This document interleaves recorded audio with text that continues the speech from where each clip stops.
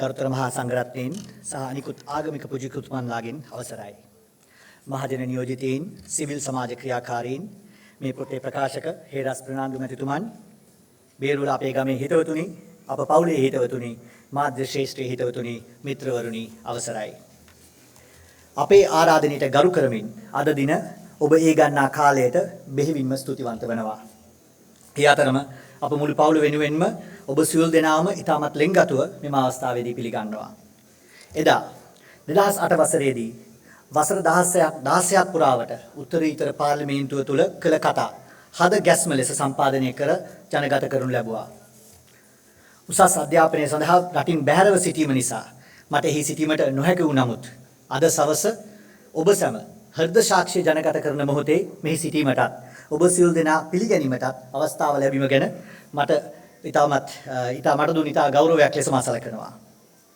මේ කෘතිය, මේ කතා එකතුව විවස්ථා 10කේ බිත්ති 4 තුල කළ කතා කරන ලද වචන එකතුවක් පමණක් නොවේ. එය බලයට තනතුරට නොව හෘද සාක්ෂියට එකඟව කළ කතා ජීවිතයක පිළිඹුවක් ලෙස සැලකන්න පුළුවන්. ඔබගෙන් සමහරෙකුට 1988-89 සිට 2004 දක්වා වූ ඔහුගේ පාර්ලිමේන්තුවේ තුල කර හඬ ග්‍රහණය කරගත් හද ගැස්ම නම් වෙළුම මතක ඇති. හද ගැස්ම සහ හෘද සාක්ෂිය අතර වසර 16ක පාර්ලිමේන්තු නිහඬතාවයක් තිබෙනවා. එයත් ඔහුගේ ඊළඟ පාර්ලිමේන්තු ගමනත් සක්‍රීය පක්ෂ පාර්ලිමේන්තු දේශපාලනයෙන් ඔහුගේ සමුගැන්මත් මේ සියල්ලම ඔහුගේ හෘද සාක්ෂියට එකඟවගත් තීරණවල ප්‍රතිඵලයි. ඔහුගේ දශක 5ක දේශපාලන ජීවිතය ගතහොත් එහි බොහෝ උච්චතම අවස්ථා, අභියෝගාත්මක සහ ගැඹුරු පරාවර්තනයන් අවශ්‍ය වූ අවස්ථා යන සියලුම අවස්ථාවන්හිදී එක් නියතයක් තිබුණි. ඒ ඔහු සෑම විටම තම හෘද සාක්ෂියට අනුව ක්‍රියා කර ඇත. මෙම නව පොතේ සෑම පිටුවක්ම අකුරක්ම බැඳ තිබෙන්නේ නොසැලෙන සදාචාරාත්මක හෘද සාක්ෂියයි. ඔහුගේ කතා ප්‍රවණතාවලට ප්‍රතිචාර හෝ මාධ්‍ය සංදර්ශන නොව ඒවා විශ්වාසයේ ප්‍රකාශයන්ය. ඒවා සමාජ ප්‍රජාතන්ත්‍රවාදී දැක්මක්, සමාජ සාධාරණත්වය සඳහා කැපවීමක් සහ ප්‍රජාතන්ත්‍රවාදයේ කෙරෙහි ගැඹුරු විශ්වාසයක් ගැන කතා කරයි. ඒවා කිසිදා නොසැලුණු අදහස්. මන්ද ඒවා දේශපාලනයට වඩා ගැඹුරු තැනකින් පැමිණෙන බැවිනි. ඒවා පැමිණෙන්නේ ඔහු කවුද කියන අරුතත් සමග බැඳුණු ඔහුගේ හෘද සාක්ෂියට එකඟවයි. ඔව්, සමහරු කියන්න පුළුවන් ඔහු වෙනස් තේරීම් හෘද සාක්ෂියට විරුද්ධව කරා නම් ඔහු වෙනස් තැන්වලට වෙනත් තනතුරු වලට ළඟා වෙන්න තිබුණා කියලා. නමුත් ඔහුගත් තේරීම් හිතා මතාම කල්පනාකාරීවම සෑම විටකම අවංකව ගත් තේරීම්. සමහර විට එය පොදුවේ ගත් කල දේශපාලන ජීවිත තුළ දැකිය හැකි දුර්ලභම ගණන්යක් විය හැකිය.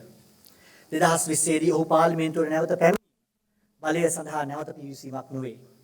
ජනතාවාදී දේශපාලන සංස්කෘතියක් ඇති කිරීමේ සංවාදයක් නැවත ඇති කිරීමට, මහ ජනතාවගේ හෘද සාක්ෂියට කතා කරන දේශපාලන ව්‍යාපාරයක් හැඩගැස්වීමට උපකාර කිරීමට නැවත පැමිණීමක් විය. දැන් ඔහු නැවත වරක් ඒ ක්‍රියාකාරී පාර්ලිමේන්තු දේශපාලනයෙන් ඉවත් වන විට ඔහු එසේ කරන්නේ ඔහුගේ ජීවිතය පිළිඹු කර ඇති එම පැහැදිලිකම, එම යුතුයකම පිළිබඳ හැඟීම සහ එම සංසුන් අධිෂ්ඨානයෙනි. හෘද සාක්ෂිය යනු මාර්තුකාවකට වඩා වැඩි දෙයකි. එය ඉම්තියාස් බාකිර් මාකාර් මගේ පියතුමන් පිළිබඳ විස්තරයකි. ඒ ඔහු ජීවත් වන, විශ්වාස කරන වටිනාකම් වල කැඩපතකි. අප රටට අදටත් අවශ්‍ය වන, ඉදිරියටත් අවශ්‍ය වන වටිනාකම් වල කැඩපතක් යයි මම විශ්වාස කරමි. අවසන් වශයෙන් ඔබ කොතැනක වැඩ කළත්, කුමක් කළත්, ඒ නිවසේදී, රැකියා ස්ථානයේදී, දේශපාලනයේදී වේවා, සෑම විටකම ඔබගේ හෘද සාක්ෂියට එකඟව කතා කරන්න, ක්‍රියා කරන්න, නිරත වන්න. ඒ මගේ කාරුණික ඉල්ලීමයි. නැවත වතාවක් අපට ගරු කරමින්, අපට දක්වන ආදරයට කෘතවේදීත්වය පළ කරමින් ඔබ සියලු දෙනාම ඉතාමත් ගෞරවයෙන්, ආදරයෙන් පිළිගනිමින් මා නිහඬ වනවා. බොහොමත්ම ස්තුතියි.